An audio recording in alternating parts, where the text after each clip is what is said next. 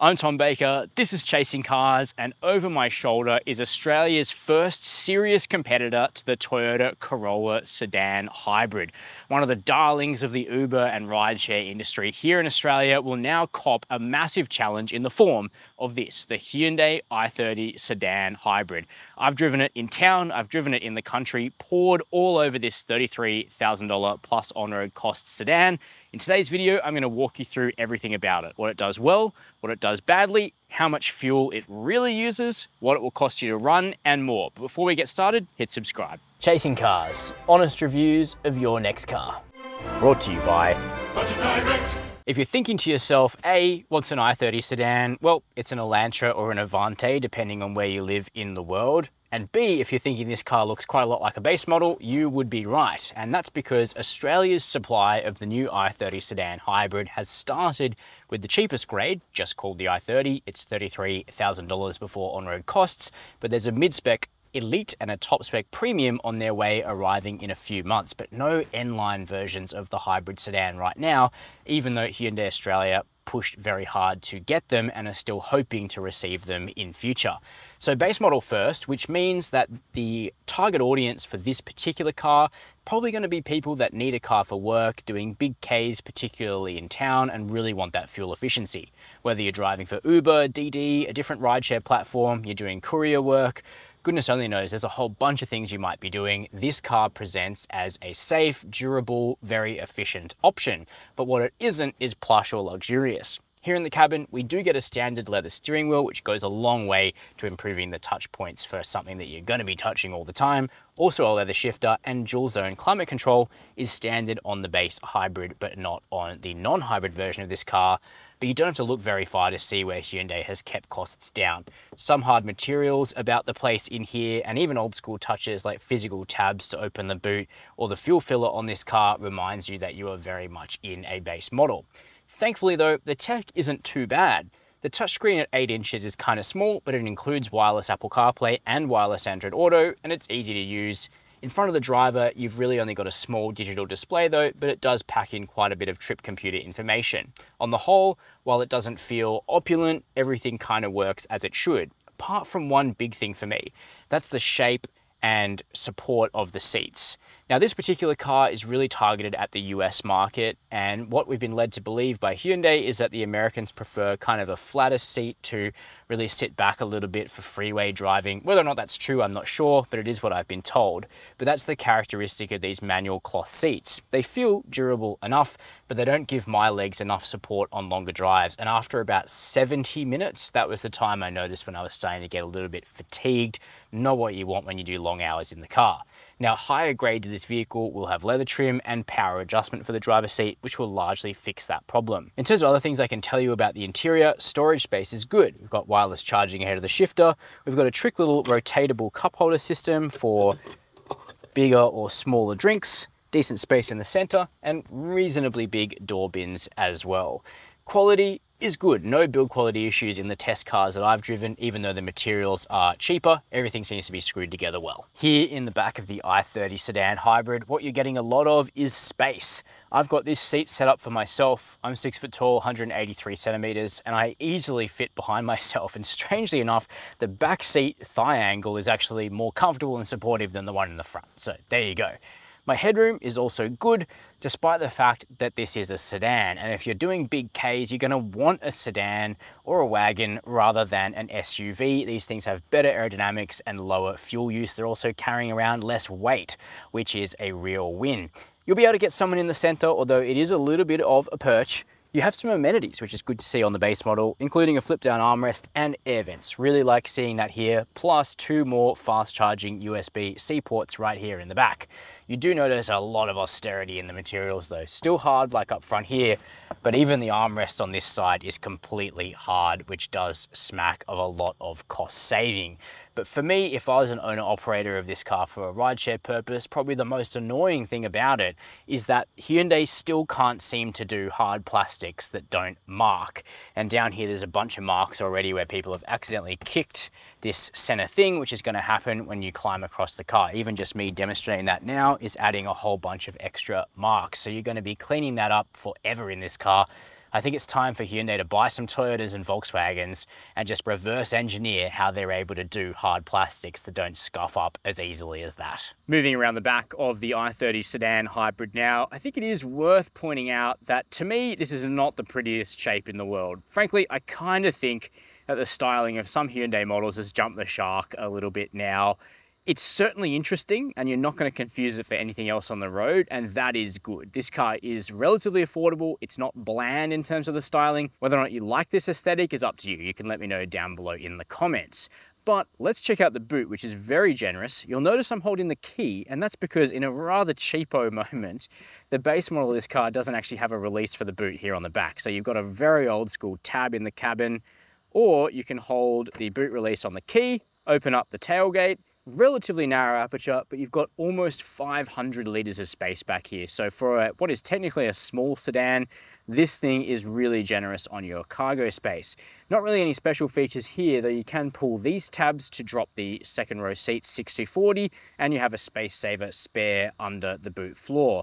Another thing which kind of gets up my goat a bit about this car though is there's no way to close the boot without your fingers getting dirty. And given these things will ply the rideshare trade quite a lot, they will be dirty, leaving customers' fingers with 3 blackened fingers here from having to close the boot by the metal. But what is the i30 Sedan Hybrid actually going to cost you at the Bowser? Well, not much, because this sedan is seriously frugal.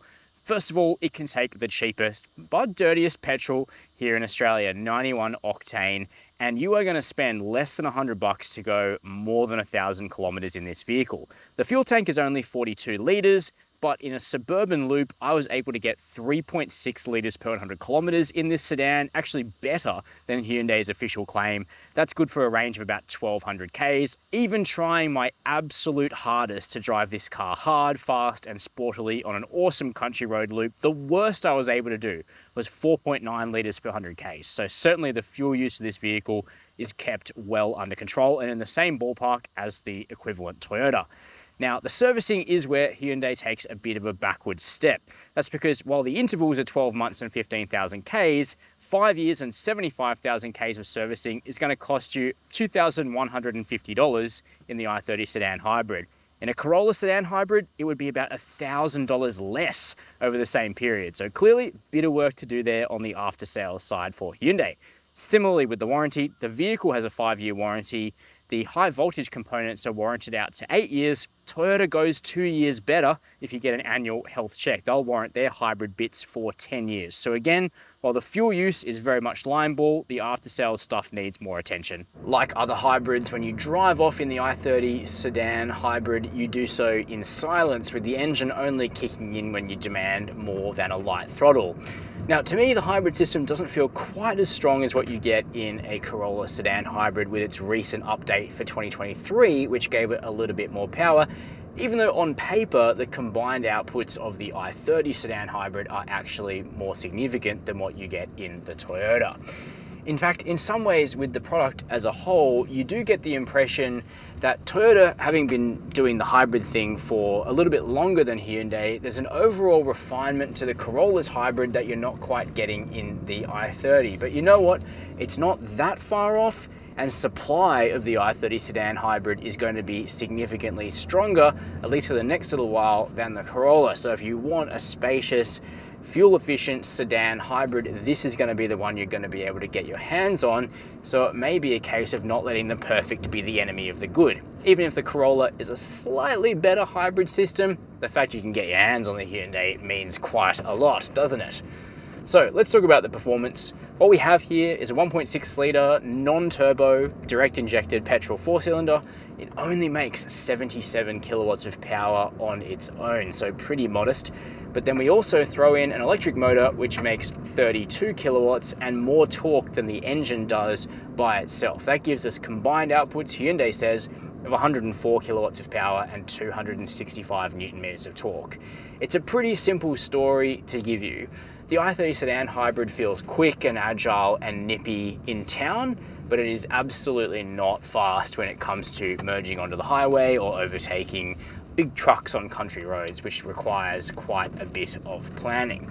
This is definitely not a performance hybrid. It's modestly tuned in order to deliver good fuel economy, which, as I told you in the running cost section, it absolutely does. From about 0 to 50 kilometers per hour though, you jump into gaps in traffic on electric torque and it's really easy to live with. Beyond 80 or 100 kilometers per hour, that's where you need to know your acceleration is definitely going to take you longer. It also comes down to how much juice is in the 1.3 kilowatt hour hybrid battery. Now, you don't really need to be thinking about that at all. This is a closed system hybrid which manages its own battery charge, and the engine kind of tops up the battery when it's running, plus you get some really well-tuned regen braking through the brake pedal as well. But if that battery has run dry, for instance, if you're driving uphill for many kilometers, the electric system can't give the petrol any help. And I found myself on a long uphill stretch in country New South Wales recently where I literally could not exceed 90 kilometers per hour. There was no way to go faster. The little 1.6 litre was giving me everything it had. But of course, that's a pretty niche situation for this car. I don't think many people will be out there in the country with the throttle absolutely pinned in their hybrid i30 Sedan. Most people are going to be driving this car either to and from work for their commute, or they will be working in the car, in the burbs, in urban areas, maybe a little bit of highway. And for those use cases, the i30 Sedan Hybrid is absolutely fine and very frugal. Just don't go mistaking this for any sort of sporty engine, which it is not. Transmission is a 6-speed dry dual clutch automatic. It mostly works well, but you know what? Toyota's eCVT planetary gear set for its hybrids actually works better to manage the power more smoothly and efficiently. Occasionally you get a funny old shift here or there from the transmission in the Hyundai. Sometimes without any explicable reason, you'll go from a low gear to a high gear or back again. It is kind of shuffling the electric contribution around and working itself out through the dual clutch. But in the Toyotas, you just don't notice that sort of thing happening as often. I am kind of splitting hairs, but I just want to paint a picture for you of how this car differs to its main rival.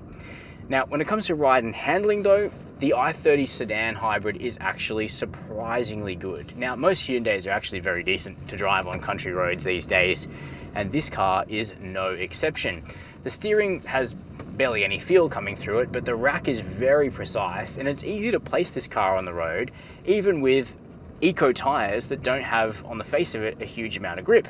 The i30 Sedan Hybrid is very light, and it actually finds quite a bit of traction and is quite fun to push around on a faster road if that's what you want to do. The ride quality is also very good.